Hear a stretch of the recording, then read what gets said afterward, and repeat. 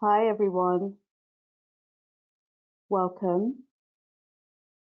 I'm just going to give it another 20 seconds or so before we kick off with our amazing panel discussion today.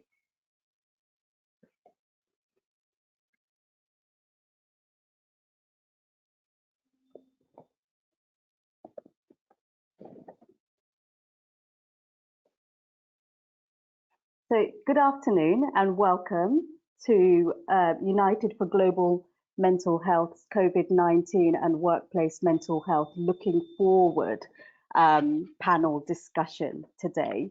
We've got a fantastic lineup of speakers for you, and we're going to do 2 rounds of questions. We aim to finish in about 45 minutes time, and my job is to try and keep us all to time. So we'll see how good a job I am able to do. But before we start with the panel discussions, if I may, I just wanted to set the context of why workplace mental health is so important to me. I'm Poppy Jaman. I'm the Chief Executive of the City Mental Health Alliance. We're a global organization working in 4 countries, and our vision is to create mentally healthy workplaces. So 2 years ago, the Lancet Commission reported that mental illness is on the rise in every country in the world and will cost the global economy 16 trillion by 2030. It estimated that 12 billion working days a year are lost to mental illness. In the UK, mental ill health already costs businesses 45 billion a year, and no price can be put on the human struggle. These are data points from before the pandemic. One thing that everyone, health professionals, mental health leaders, business leaders, governments are aligned on is that the impact of the pandemic is and will continue to intensify health inequalities. And COVID-19 has caused a mental health crisis. The emerging data of the impact on people's mental health shows that the demand for mental health services went up significantly. Some helplines reported over 300% increase in traffic.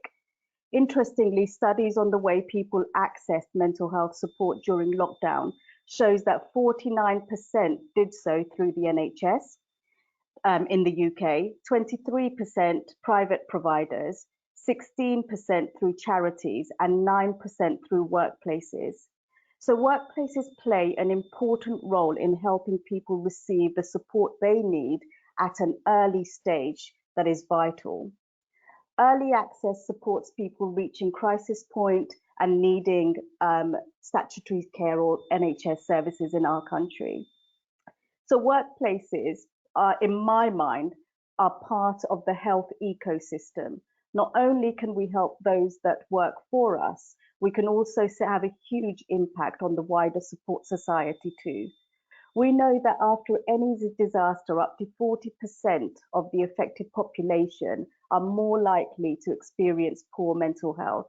Mentally healthy cultures create psychological safety where people can be themselves. A positive mental health response from employers builds trust, increases morale and loyalty, and enhances business reputation. We know that financial insecurity is also widening and not everyone is affected equally. So I did a short review of published research from May to June of this year, and what I found is that higher income households have often maintained income, reducing spend and saved. Lower income households were more likely to be furloughed, and essential expenditure represents a higher proportion of their income. There has been 2.1 million new universal credit applications. Around 1 in 5 people are struggling to pay bills, and double that are worried about their finances. The reliance on food banks has doubled in some parts of our countries. 2,500 children have been admitted to hospital for malnutrition this year, which is double from the same period last year. Mothers are 1.5 times more likely to have quit or lost their jobs or have been furloughed. higher proportion of single parents have reported mental and emotional distress during the pandemic than the population as a whole. 75% of mental ill health issues arise before mid-20s, and findings from the third week in June showed that 18 to 24-year-olds were still more likely than any other age group to report hopelessness, loneliness, not coping well, and suicidal thoughts and feelings. Three factors that contributed to these feelings are curtailed education, diminished job prospects, and reduced social contact with their peers. So people who are in key worker roles in the cities in our country, also known as the hidden workforce, those that are behind the scenes in routine service and manual roles, such as security, cleaning, transport, hospitality, and hotels. Those that arrive early and go home last to help the cities operate as a business are at higher risk of contracting COVID-19, lowest paid, and except the cleaning industry, which has seen an increase in recruitment, are in insecure jobs with minimal benefits. So no employee assistance programs, no financial well-being advice, no offer of mental health education. So the hidden workforce are most often living in multi-generational, overcrowded households. So social distancing is also impossible. During lockdown, many of the support for people living with existing mental illness, such as one-to-one therapy, training courses, volunteering, and supported employment, were restricted and stopped. So very worryingly, this group reported suicidal thoughts and feelings at a rate almost triple those in general population. So why am I telling you all of this stuff, and why is this insightful to us? Because our organizations employ and contract people that fit all of the above demographics. Workplaces are cornerstones of any society.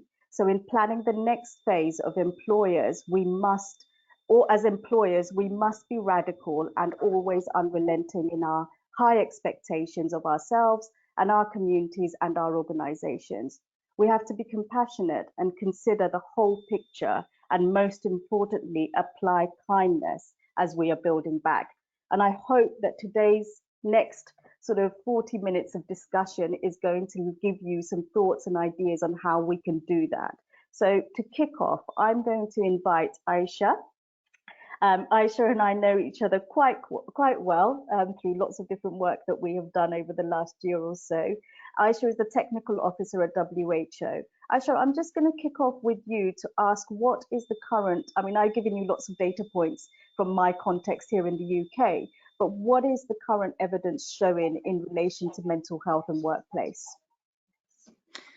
Thanks so much, Poppy. So I guess I'll jump straight into that. You have already summarised a lot of key important information, and I'm going to really hone in on what the existing high quality evidence is showing us. So interesting, predominant evidence on the impact of workers comes from two sources during COVID. One is the health workforce, and followed secondly by some evidence in the general working population. So perhaps here already you can see that I might be hinting that we have a gap in knowledge. We know health workers are impacted. The summated research evidence shows that about 1 in 5 are experiencing symptoms of common mental health, and 1 in 10 are experiencing moderate to severe symptoms. For the general working population, because of what's happened during COVID, having to stop work, which has been a feature of many people's lives, has had a profound impact on symptoms of anxiety, depression, and stress. And we've seen this in really large population studies, for example, in Italy. But there are also workers who have found that they've had to work a lot more during this period, work harder, work longer hours, compounded slightly by the fact that we've moved to a remote way of working. And likewise, this is also associated with declining mental well-being. And COVID-19, as you hinted at before, it has increased the likelihood of well-established risk factors for working people occurring in terms of mental health. So unemployment and job loss are well-established risk factors. And there is data being conducted in various parts of the world, but one example is actually study in Bangladesh with a substantial proportion of people reporting worse mental health as a result of unemployment during COVID-19. Financial loss is an established risk factor for suicide. And though it's too early to say more about the evidence between COVID-19 financial loss and death by suicide, because it requires longitudinal surveillance, we know that extensive effort is going into real-time monitoring, which is really important for identifying any trends in order to take quick action. But we also know that the impact is not equal across different sectors or different people. So in a survey conducted in almost, it's over 100 countries by my good colleagues at ILO, 1 in 6 young people, 18 to 24, are no longer working, and a substantial number are reporting poorer mental health outcomes. Women consistently in the evidence base of any age, whether it's in the health sector or not in the health sector, are reporting worse mental health outcomes. So COVID-19 has amplified inequalities, and it's very pertinent for working contexts, particularly where, for example, in the health workforce, women are the majority, it's almost 70%. On a more hopeful note, there is some increasing, still very small evidence that measures to protect workplaces when they're responding to COVID-19 actually have an influence on workers' psychological distress and help to maintain productivity. So these are measures, public health measures that are taken to protect workers, are finding that this actually has an impact on workers' well-being, and this is outside of the health sector, with the assumption that this is addressing potentially workers' fears around infection. So I think I might be soon out of time. I think really what I want to end with here is to say, in order to understand what works and whether it's effective for mental health, for productivity, and for company bottom lines, we need data. So general population studies need to disaggregate their data by work status. There needs to be better high quality global research conducted in non-health worker populations. And we need more evidence and more information about the mental health concomitants for other vulnerable working populations in the informal sector, older adults who work, and frontline workers who are not health workers, migrant workers, and people living in humanitarian settings. So I'll stop there, Poppy. Thank you. Thanks, Aiysha. And I think the other thing that so coming at it from the private sector perspective, the data, and we need diversity and inclusion policies to be right at the heart of every rebuild plan. Because what you've just highlighted and what I was saying, you know, women, younger people, I guess people from communities who are living in multi-generational households, so that actually you can't protect yourselves, are at higher risk. So we must really plan thinking about the disadvantages and how we reduce that gap. And that obviously means collecting high quality data. Thank you so much for that.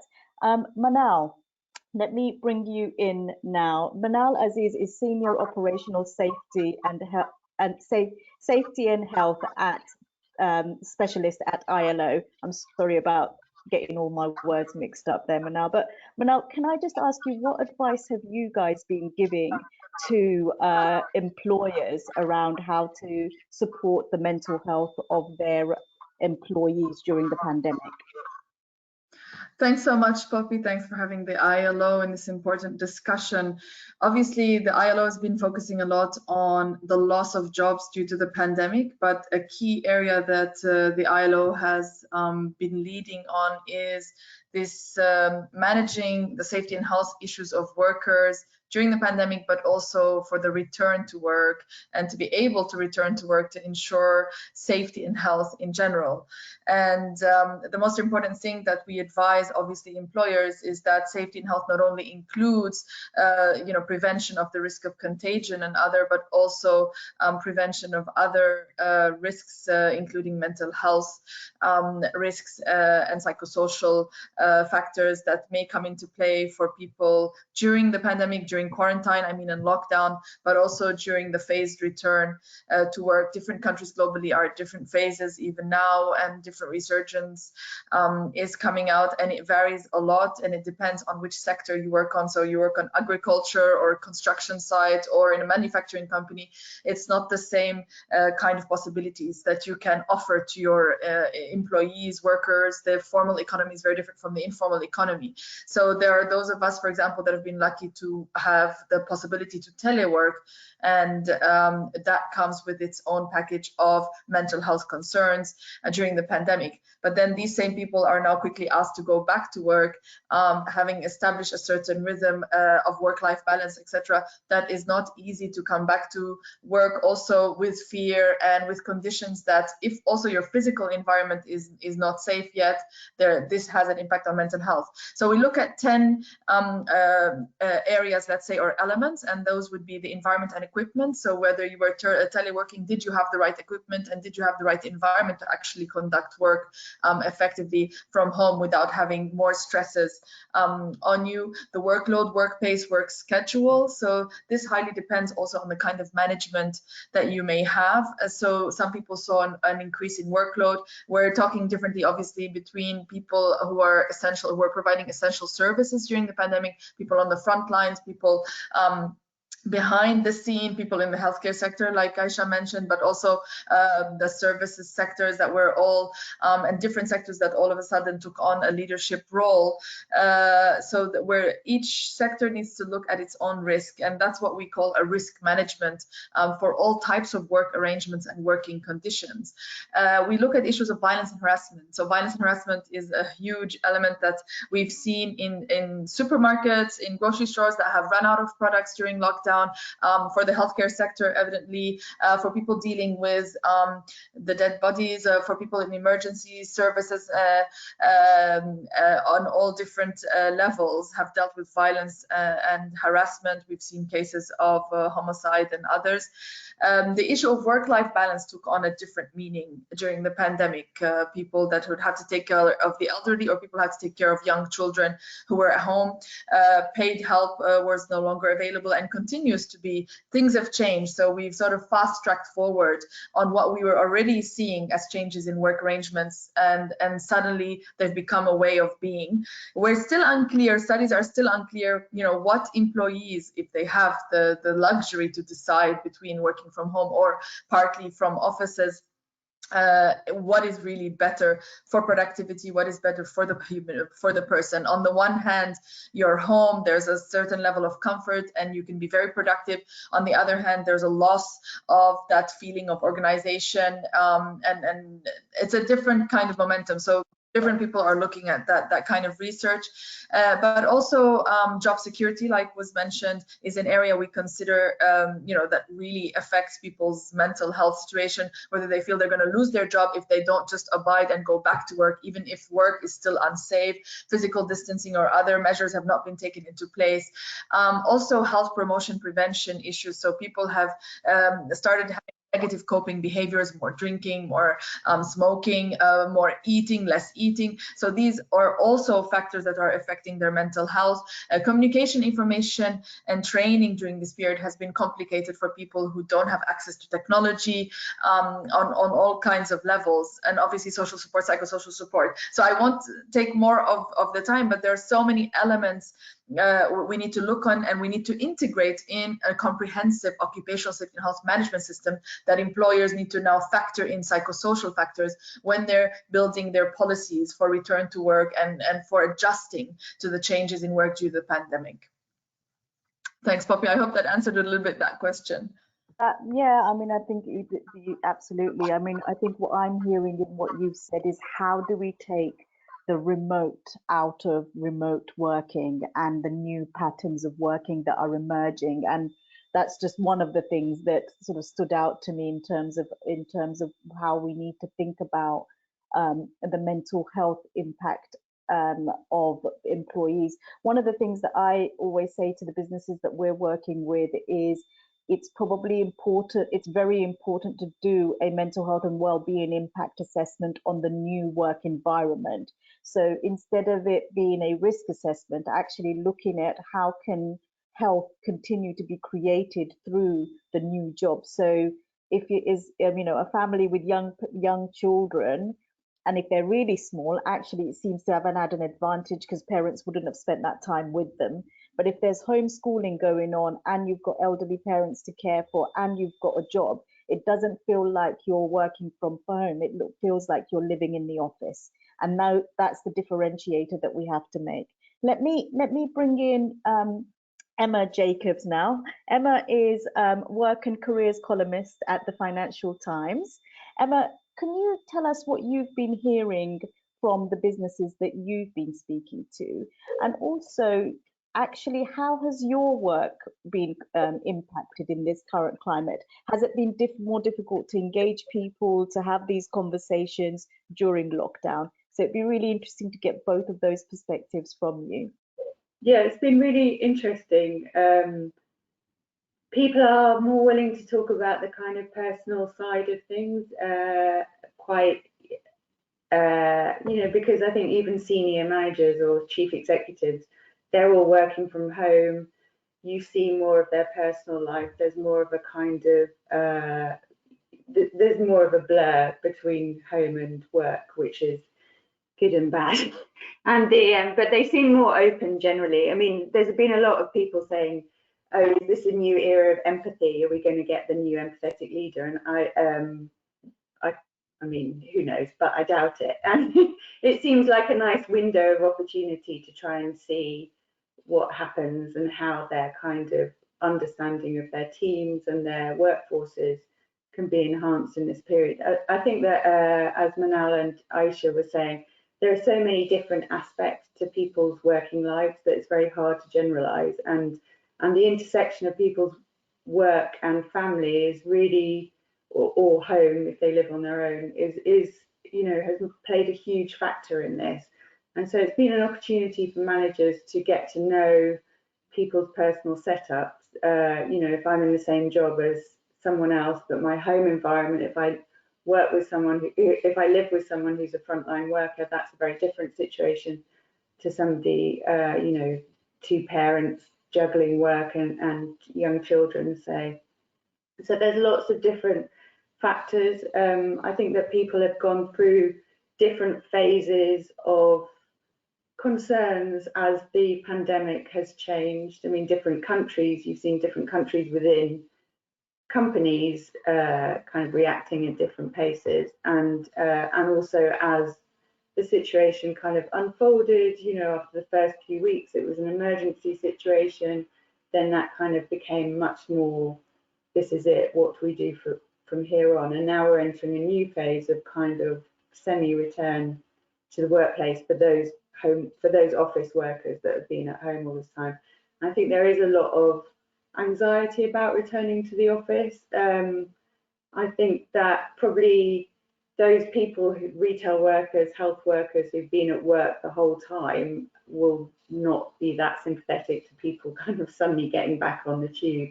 But I think that there's a lot of concern after all this time that people are now entering what they've heard for many months is a kind of hazardous place. The tube's hazardous, the train's hazardous, being out in the community, schools are going to reopen at the same time if you're lucky. I mean, lots of schools in the US won't open.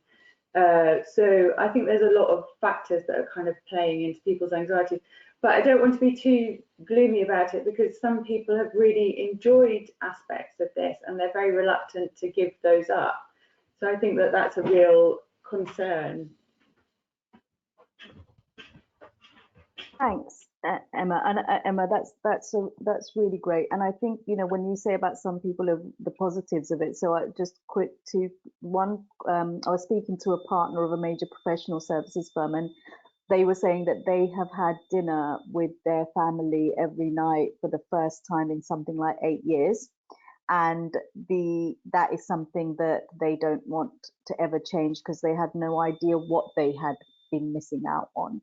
And then your point towards this sort of empathy that has developed amongst leaders. I mean, empathy, calmness, and kindness are the three qualities that seem to be the most impactful during lockdown in amongst leaders. And we heard that. I had a telephone conference with 40 chief executives of banks, and those were the skills that I never thought I would hear being spoken about with so much value in that context. So Charlotte, I'm going to invite you in. Thank you very much for joining today. I know that you've just come off of holiday, so you're probably in a really relaxed and rejuvenated place, and then we chuck you into the deep end with this. But look, let me just ask you a big question. You know, first of all, when lockdown happened, we thought, most of us assumed that this is the short-term thing.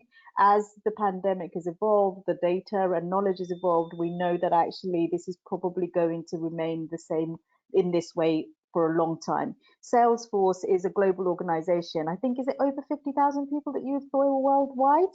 There's no country that you're not in. How are you supporting your employees to adjust to this sort of new patterns of working, and this changing and the uncertainty and with their mental health? Thanks, Poppy, and thanks for hosting such an important conversation. I think that you've said a number of things, as have all the other panelists, that have really resonated with me from some of the things that we started doing. And we actually asked the very first question, Poppy, which is something that you've just said. How do you take the remote out of remote working for all of our employees, especially when, as you say, we had over 55,000 employees, some of whom, when we all went into lockdown, were in the wrong places, in the wrong countries, and we had to figure out how to not only keep our business going, but also how to make sure that we looked after every single employee whose needs differed completely, regardless of the location that they were in. And that was a big question. And it all came down to, I think in the end, one key concept, and that was communication. From the very first day, we started to communicate. And that was how we started to answer that question of how do you take the remote out? Yes, we can't physically be together, but we can virtually be together through these incredible means of digital communication. So we started immediately leadership calls. And that, when I say leadership, that was from Mark Benioff and his entire team, each of which were taking time in giving updates for their teams. There was communication, there was information, but there was also always a little bit of fun as well. We did daily bulletins, which we still do every single day. And on those bulletins, there were key pieces of information per country. So for example, rather than somebody having to go away and search through reams of information that was coming out on a daily basis around COVID-19, we actually collapsed that into key snippets per country and parceled those out. We started to do regular surveys, asking the questions to our employees: what were their priorities, what was important to them, and where were they with regard to their mental health? What were the issues that they were concerned about? What were they finding difficult? All anonymous. And then what we were doing is we were tweaking our responses and our packages and our support to our employees based on those responses that we were getting, as well as taking a lot of advice from leading experts in all aspects of health, from mental health. We had epidemiologists, we had doctors, and we were packaging the advice that we were getting from them. And that advice also included things like your diet, things like your exercise. And most importantly, we've heard there was becoming a blur of lines. How do you leave the office every day when you live at your office? And so we started to do a lot of work on helping people to differentiate between their lives in their office and at home, when for a lot of people, it was exactly the same room. And really push to people that, it's not a bad thing to stop working. It's not a bad thing to take a Flexi Friday. Use your holiday. And we're very much, advocating to people that that needed to be done more so now than ever before. And as we developed a lot of these programs, we continued with all of our communication. That we created a whole series called Be Well, which we actually then opened up globally to any audience, because we found it was so successful. Always informative, always with a bit of fun. Just to finish, obviously, you know, as a global organization, we were significantly impacted by the other crises that were happening around the world, social and racial injustice, for example. And so we had to figure out how to factor all of that on top of how we were supporting people through COVID-19. And again, it all comes down to the same thing: communication with your workforce, and give them a plan. Figure out how to enable them. And we gave it 3 steps to stabilize, to reopen, and then to grow. So not only were we doing that for the business, we were supporting our individual employees and our teams to do that with themselves as well. I love that. I no, really, really helpful, Charlotte. And I love the fact that there was 3 perspectives. How do I, as an individual, deal with this?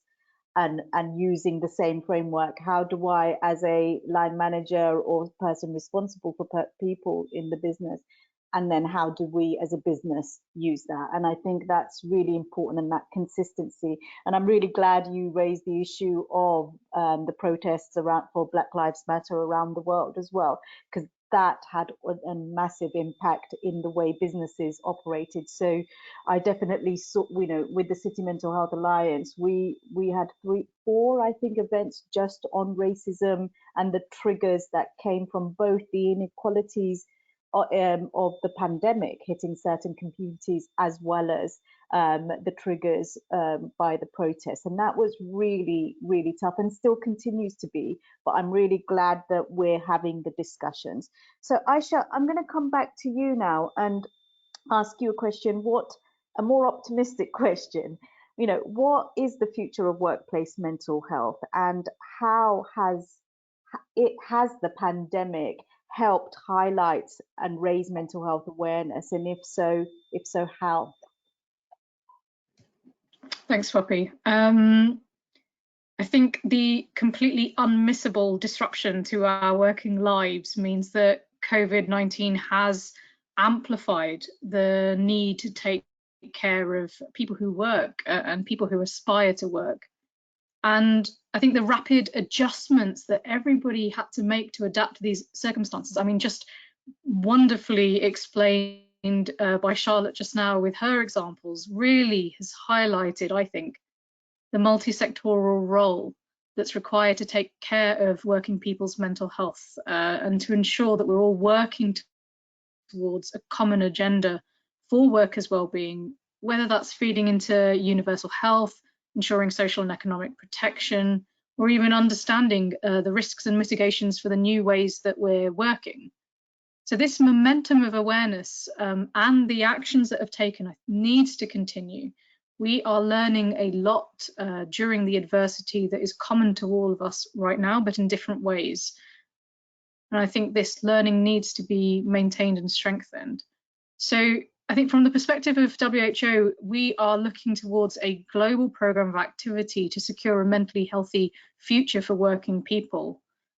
And going forward for all of us, I think the future and the aspiration here is that all workers, all employers, all workplaces have access to the care that they need, have access to care that's effective and care that's valued and preferred by people. And I think this is really important for mental health, but also for other outcomes that are of interest to companies, whether that's productive working, whether that's reducing sickness absence. And let's not also forget that people living with mental health conditions should also be supported to participate in meaningful work. So I think this issue of COVID-19 is just really amplifying all these particular aspects of workplace mental health. And I think for transforming the landscape of workplace mental health, it requires a global approach. It requires working with countries, strengthening or even developing policies around health and labour for workplace mental health. I think it requires active support for public and private sector workplaces and knowledge exchange to implement workplace mental health programs that work. I think it requires employers committing, or governments, employers and countries committing to preventing worsening mental health, preventing the risk factors at work, and ensuring that everyone has access to the services that they need.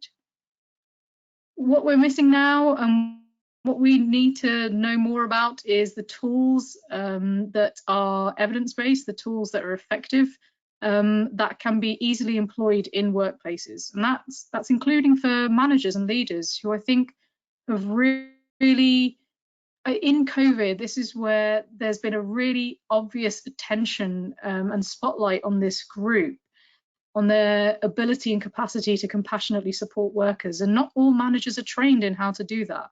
And so I think establishing a program that builds that competency is important for workers' wellbeing going forward. And as we've just touched on as well, the area of diversity and inclusion and what actually works for diversity and inclusion is going to be especially important for the future of workplace mental health. And just from acknowledging the continued gaps in research, I think defining a global research agenda is going to be imperative to strengthen the quality of the science in this field, and to make sure that busy employers and busy workers are actually investing in something that is going to be the most effective for their care. I think ultimately the future of workplace mental health requires strengthening the relationship between businesses, workplaces, the scientific community, alongside governments and international organisations. So we're preparing for the future, and we're keen to collaborate with you all on this as well. I'll stop there. Thanks, Aiysha. And I think to that point, City Mental Health Alliance has been around for 10 years now. We've got just over 60 members in 4 countries who have all been creating mentally healthy workplaces. So there's a plethora of examples of things that they have implemented, fine-tuned, implemented again, that works.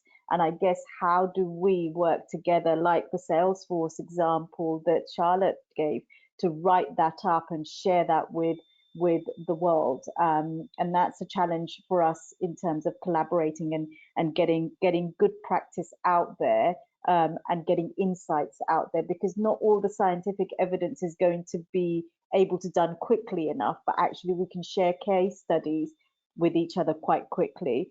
Manal, let me come to you. What should we be doing now? What is the advice that you are giving to employers in relation to adapting for the future? Yeah, thanks, Poppy.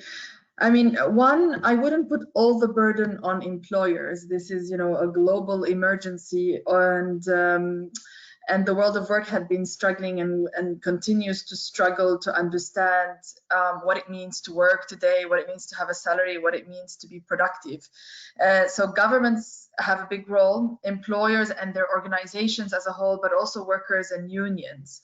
The point is to keep the human, the worker, at the center of the discussion, and so that policies are not coming, just shooting down from the sky, that are either not adapted to the needs of certain sectors or certain workplaces, etc. So the tripartite approach that the ILO calls for, where ministries of labor and other governments need to be sitting together with the employer representatives and the worker representatives, trying to negotiate already at a national level what kind of financial support, what kind of packages can be offered, what kind of guidance and technical guidance, and what kind of data registry and surveillance and monitoring systems can be harmonized across certain countries and also certain regions. There's a primary responsibility there, and then we come to talk about the employer. And I need to always remind that, of course, we're sitting here coming from big organizations or big workplaces or people who work in offices, but we're talking about businesses that are really small, micro businesses, small businesses, medium or large ones,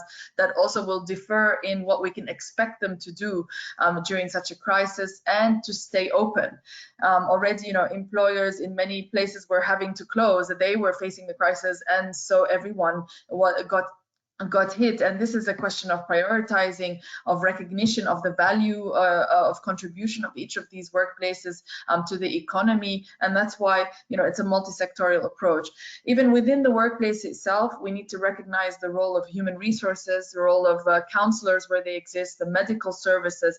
So in each workplace, they're having to collaborate, an occupational health officer where they exist, and I think, I mean, what I would advise is using this moment to survey. I mean, echoing also what WHO says, that, you know, we need data. We are in situations that we don't have, you know, references about this or studies about, you know, what's going on and what people really need, and it's very different from one working population to the other. So we need to understand our beneficiary, like our audience, before we can start suggesting policies and guidance that each workplace needs to follow. But also something you said that was really good, Poppy. So it's not just about, you know, reacting or assessing risk, but really integrating this issue of health within the system, because we all know what it means to have presentism, to have absenteeism, to have a high turnover of workers. This is just a cost. It's a win-win situation for these same employers to invest in the health of their workers, both their physical and mental health, because they're interrelated,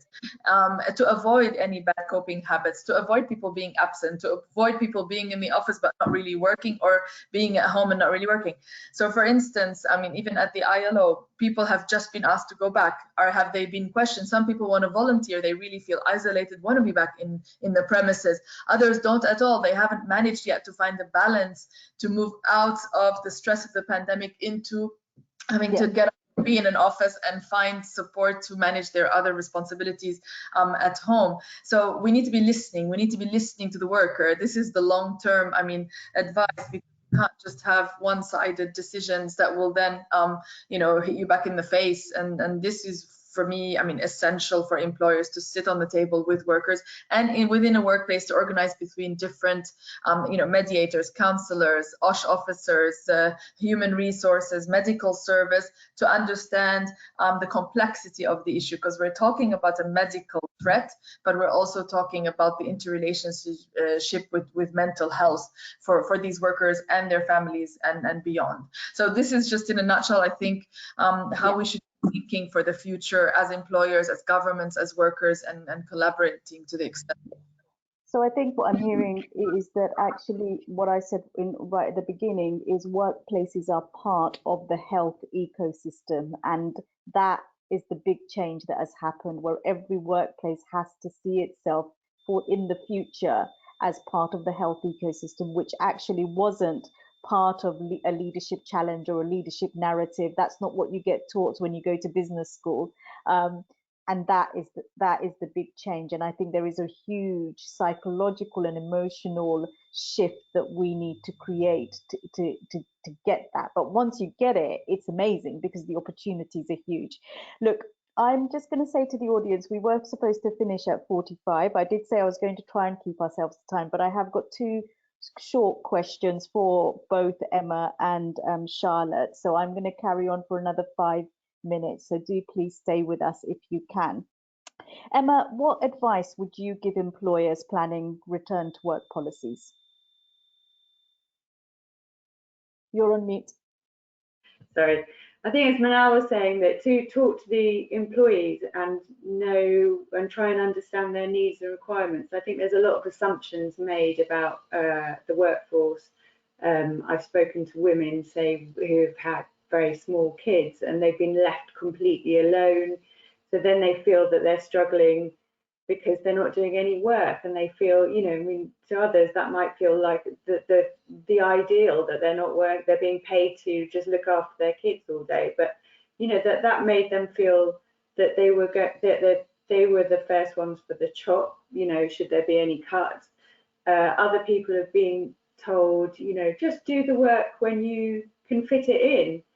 But you know, that will often mean midnight till, you know, 5 o'clock in the morning or whatever. So you need to try and understand different parts of the workforce, and also it's not enough to just do kind of surveys. You need to talk to people, because I spoke to one employer who said that they had put on some learning to kind of keep the workforce, you know, to keep the culture going and try and keep some people kind of abreast of what the situation, changing needs were.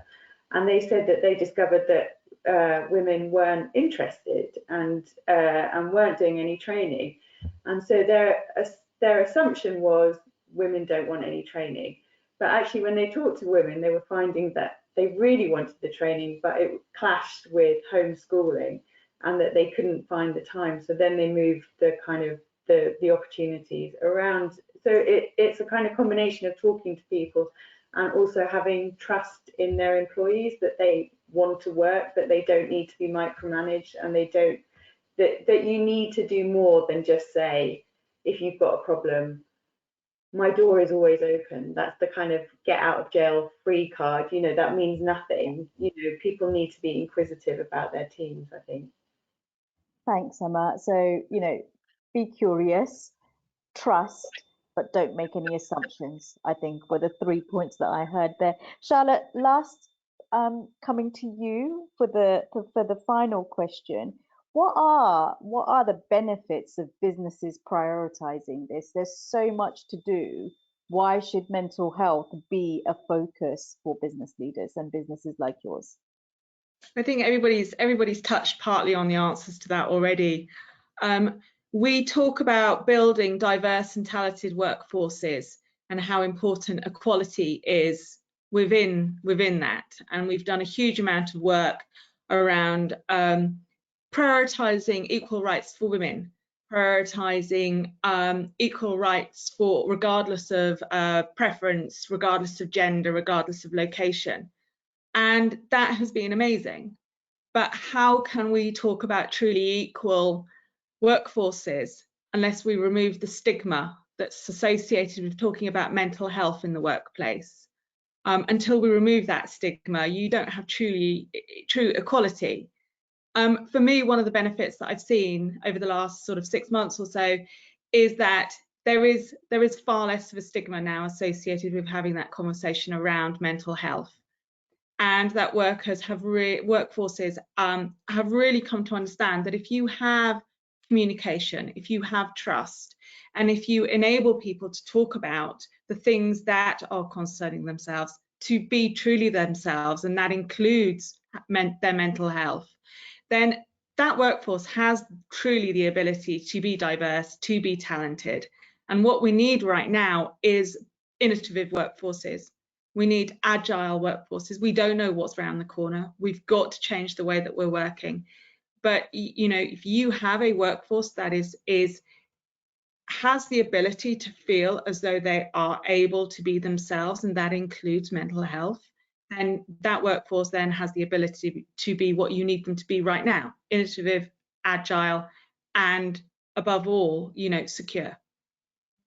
Thanks, Charlotte. That's a great ending. Thank you so much to all of you for joining this discussion. You've contributed 4 really different but interlinked perspectives, and I hope that that's been really useful for our participants.